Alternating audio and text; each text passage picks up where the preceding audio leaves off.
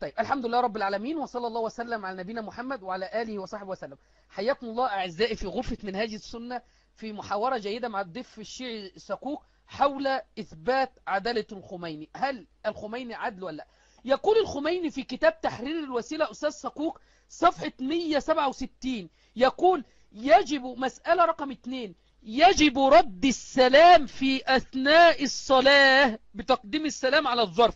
لو واحد قال لك السلام عليكم يا سكوك وانت بتصلي، تقوم قايل له وعليكم السلام ورحمة الله وبركاته، سمع الله لمن حمده، الله أكبر. فواحد عدى عليك وانت ساجد، السلام عليكم يا عم سكوك، تقول وعليكم السلام ورحمة الله، سبحان ربي الأعلى، سبحان ربي الأعلى، سبحان ربي الأعلى. واحد تالت عدى اهو، يجب عليك، لو ما عملتش كده تأثم. يقول في مسألة رقم 2: يجب رد السلام في أثناء الصلاة بتقديم السلام على الظرف. أقلب الصفحة، اسمع معايا. في مسألة رقم 6 بيقول يجب إسماع رد السلام، يعني اوعى تسلم وانت بصوت واطي، لا لا، يجب إسماع رد السلام في حال الصلاة وغيرها، بمعنى رفع الصوت به على المتعارف، بحيث لو لم يكن مانع عن السماع لسمعه. يعني واحد قال لك السلام عليكم يا سكوك وانت كنت ساجد، فعلى ما قمت لقيته بعد شوية تقول وعليكم السلام ورحمة الله يا عم حبظلم، بس ما تزودش، لا، حبظلم دي تضيع صلاة. وعليكم السلام ورحمة الله وبركاته، وترفع صوتك. تفضل حضرتك، ما رأيك في كلام الخميني وحينما قال يجب؟ تفضل لك المايك. شوف، ما اقول لك بربكم هسه السيد الخميني رجل توفى وراح، يعني نثبت عداته ولا ما اثبتنا عداته؟ شو يفيدنا بالموضوع؟ هل هو صحابي؟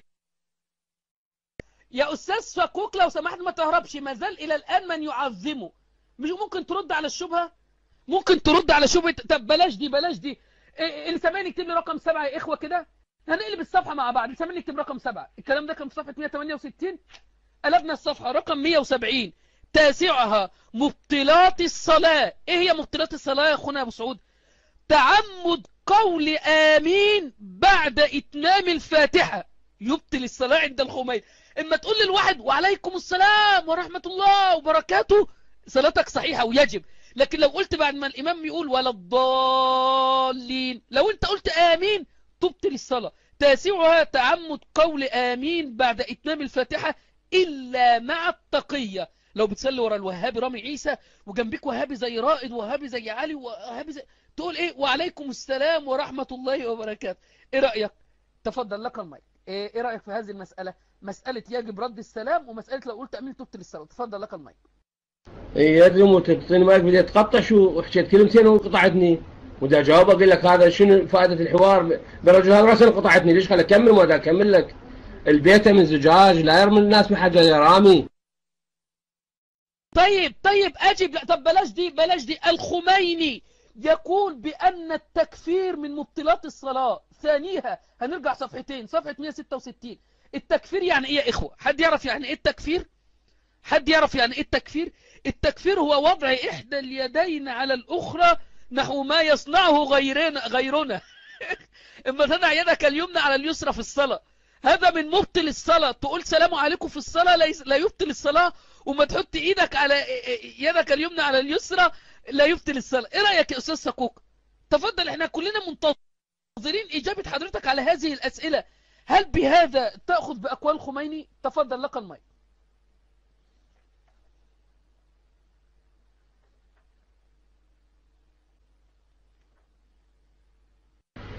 مو قلت لك انا اخطا اناقشك؟ والله اخطا احاورك.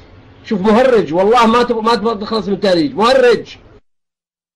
احترمني يا استاذ سكوك، وانا عشان حرقت المرجع القديم بتاعك؟ احترمني لو سمحت. زي ما انا بقول لك يا استاذ سكوك وانت بتقول لي يا مهرج. بيقول الخميني في كتاب تحرير الوسيله صفحه 212: لا يحرم البيع ولا غيره من المعاملات يوم الجمعه بعد الاذان في اعصارنا، مما لا تجب الجمعه فيها تعيينه. ما يحرمش انك تبيع وتشتري يوم الجمعه بعد الاذان، بيع واشتري عادي يا شيعي.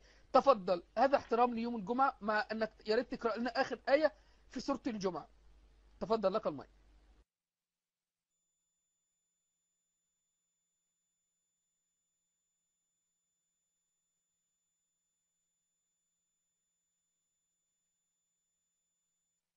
قالوا أستاذ سكوك موجود؟ ضيفنا الشيعي المحترم سكوك موجود؟ لا لا موجود موجود، لا لا لا سكوك ما يهرب. أستاذ سكوك، طب بلاش دي، كتاب تاني والله في إيدي، كتاب اسمه شرح دعاء السحر. يقول الخميني، فإن هذا من قوله صفحة 28، يقول ومن هذا البيان ينكشف لكل السر فيما في بعض خطب أمير المؤمنين من قوله أنا يد الله الباسطة أنا عين الله الناظرة، إلى أن قال ويجوز للشيعي أن يدعو بهذا الدعاء.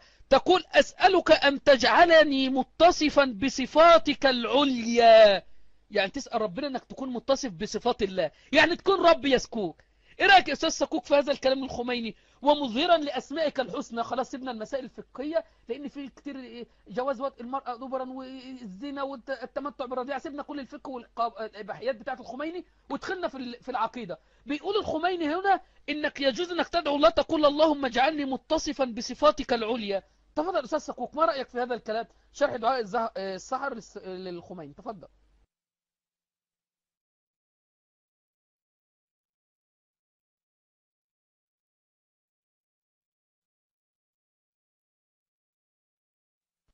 لا إله إلا الله. طب كوب ماء يا شباب بارك الله فيكم. أظن هو ما كانش يعرف الخميني بيقول هذا الكلام. ما هو من أجل ذلك أستاذ سكوك بنطلبكم في عدالة مراجعكم عشان نثبت لكم أن هؤلاء ليسوا عدول بل عجول. شيل الدال وحط جيم وضع جيم. من أجل ذلك نحن نطالبكم في سلسلة مناظرات في عدالة مراجع الشيعة، سيستاني، يعقوبي، شيرازي، خامنئي، خميني، خوئي، وما شابه ذلك، يعقوبي. عرفت ليه بنطالبكم في هذه المسائل؟ لا إله إلا الله، لا إله إلا الله.